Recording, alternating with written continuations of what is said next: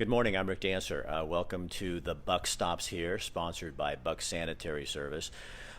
We are in a local sorority house here in Eugene.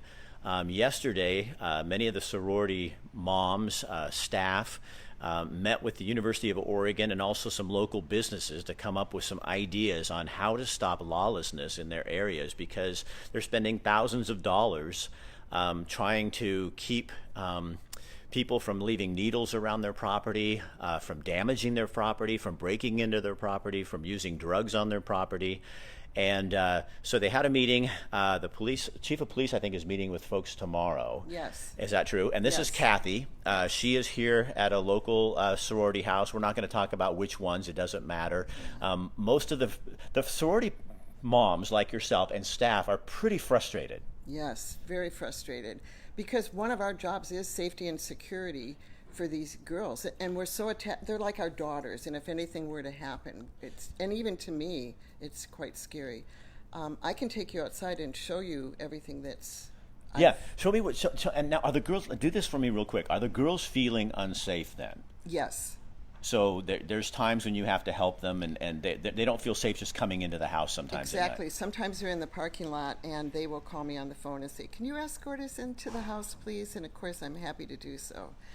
So you had the police. One thing that the police will do for a lot of people, businesses and stuff, is come out and tell you things you can do to make your property safer. Yes, I've had every year. Every September, I have them come. We do a walk around of the whole entire building, and they suggest what we can do to improve the lighting or security, and it's free.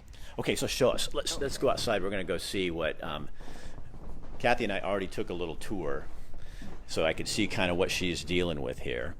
And so this is the houses are located all down by the University of Oregon, and as we said, they had a meeting with the U of O yesterday. So Kathy, let's stop right here. This is one area the police told you need to put a gate up here, right? Yes. Because people will come in there? Right, and they still come, even though this is new, even though I put this up, they still come up on the porch, and they'll sit down and snack. And we should have got a coat on. We're going to get wet. Well, it'll just be a minute. Okay, I don't care. It's Oregon. I'm Oregon. Kathy's going to kind of give us a little idea of what goes on. So they leave stuff everywhere, trash. They tried to break the gate down, and this costs quite a bit of money. So instead of replacing with wood, we replace with metal. So that fabrication cost, I'm not sure, but that was a fortune because they had to bend the metal in. Okay. And then I found human feces on the lawn that I have to get a shovel and deal with. I think it's raining a little bit much. We should get a... And they hang back here in the bushes. And this is where I found the human feces. And then I also they suggested I get a gate right here because at this door they'll sit on the stoop and this is where the girls come in. The girls come in and out of this door, so they suggested I get a metal gate here. And I did find one needle there and then lots of lunch food and papers. Okay, let's go around the back. And then in our parking lot is the big issue with all the garbage containers. So we now have to keep them locked 24/7. So every time the housekeeper has to put something in there, she has to get the keys, unlock it.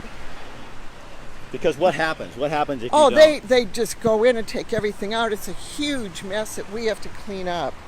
We have bars on the windows, but that happened 2 years ago. And then you guys had this broken into. Come this way, Kathy. So you guys, this is a little area where the girls put their bikes.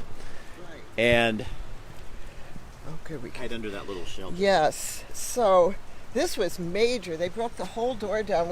This cost quite a bit of money because the door's locked, so you can't see all the repairs that we had to do inside. Now come over this way, because you said that this little area right here, and we can get under the tree. Yeah. So obviously this is why people hang out here. So what happened? What have you found in here? Now I found 12 needles so far, and I did talk to the police, and they said that they will come and assist me in picking them up because it's pretty scary for me. So they hang out here. Every night I rake it so that I know if another person came, so I can see all the footprints. And then right there in this, so they told me what signs to put up. I have brand new lighting I've added new light. We walk right by that. I've added probably 6 new lights. And then right here, going down, okay, so you guys right in this area here is where they actually do drugs. I actually caught someone with a band around their arm injecting on my property where the girls are. So now the next thing you're going to do is fence this whole back area in. yes, and that's going to be costly. That's why we're waiting. We're hoping to do it by spring, but it's really expensive. Now the house next door, they put up this is their garbage cans are in there, and you Yes. said that doesn't stop it. No, they still crawl in there all the time, and then they just leave everything everywhere. And even though it's over there, I get all the garbage. And then we should walk to this. Okay, let's go. We don't care about the rain. So this is their back door, and they broke in here too, right? Oh, did they ever? They actually used tools and broke it in half, broke this right off the door. So I had to buy a whole new unit, and that cost a fortune. And then you put So this then because of that, we put this up. And this is fabulous. This is now keeping us safe. So come back over here under the tree with me. So you guys, and also over here, I'm going to show you real quickly. There is a fence there, but she's going to fence all this in as well because they still hang out underneath that, right under Right. here. Right. Okay, so go under the tree where we're in shelter. So you have, the police told you to post it so that you have, that it's a no trespassing area. Yes, and there's also a form to fill out so that if they do capture someone, they will, they won't release them. And I forgot the name of the form, unfortunately. So how frustrating and why? Kind of explain to people. Well, when I took this job, I didn't know this was going to be a big part of it, and it's quite scary to me as well. And I'm just nervous, and I'm uptight. I worry. And when am I going to come out the door? Somebody getting, like one man walked by and he had a weapon. He had a metal stick, and he was not normal. So what do the girls think? Because these are girls coming from all over the country to be in the sorority and in the school system, and what do they think? They're not happy with it at all. They were so shocked. They didn't know any of this happened. Apparently, at the beginning of the school year, they really clean it up before the parents get here. But then they find out at Christmas when they come to pick up their daughters. So in terms of Eugene, what does this say to people outside the area, do you think? It's really frustrating because there's no one to talk to. And so all of us young house moms are dealing with it ourselves. We're hiring security, and that's going to be a small fortune as well. So I understand the meeting yesterday, you weren't there, but that they are talking about banding together with businesses and local sorority homes and hiring a security company to come in and watch for their property. Right. It's the same security company that already works with the U of O, and so they know everybody works so well together, and that's who we're going to use. And so we're all teaming up together with the police as well to try to make it safer for us. I think by having my gate up, I mean, we're in a fortress now. We've got bars on the windows. Yeah. Are those new or those were added? Well, this has been going on for a long time. Those were here a couple years ago. It's just getting worse and worse.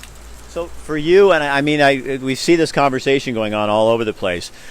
This is about lawlessness. This isn't struggling with the homelessness issue. This is a separate issue. Well, drugs is the big problem for me. For me to have to pick up needles, I was terrified to do that. So it's a combination. And they break the girls' windows. They've broken into their vehicles because they have to park on the street. So if you could sit down and talk with the city leaders, what would you say? What would you ask them? To please help us. We want to live in a safe environment. This is Eugene, Oregon, and we don't feel like it's a safe place. And why should we spend thousands of dollars that we could be using to work on our own facility? So it's very frustrating, the amount of money and the lack of security. Kathy, thanks for talking to us. Hold on, I'm going to do... So you guys, again, and I did talk to other house moms in the area, and they were very frustrated, and they are finally hopeful that something could get done now that the businesses have banded together and people but they keep asking that question: is why is this allowed to happen when it's lawless behavior, and it's destroying property, and it's making people feel unsafe, and they don't understand that. So to forward that conversation, you need to contact your local leaders and let them know what's going on. And we want to thank Buck Sanitary Service for sponsoring the Buck Stops here, because it really does stop here with us, the people who live in this area, to make sure that everybody feels safe. All right, thank you very much for joining us. Share this on your page. Let other people know what's going on. And please get involved. And, this is not anti-homelessness. This is about lawless behavior. And we need to keep that focus. So I'll talk with you later. Thanks, guys. And again, Kathy, thank you. And one more new thing, too, is all of us share. Oh, this guy's walking down the street. And so we text each other all day, all night. Or you see somebody look suspicious. Right. So we are banded together, all of us house directors. I'm so proud of all of us. Is this kind of unusual for you guys to really come out and, I don't mean this in an insulting way at all, but you're a bunch of house moms who are taking care of boys and girls in our community at the University of Oregon, and now you've become your own sort of a security force. Yes. Yeah, it's drawn all of us closer together, but not in a good way. All right, Kathy, thank you very much. And again, we want to thank Buck Sanitary Service for sponsoring the Buck Stops here. And don't just ignore the situation, folks. Get involved, contact your local leaders, and let them know how you feel about this. All right, we'll talk with you later.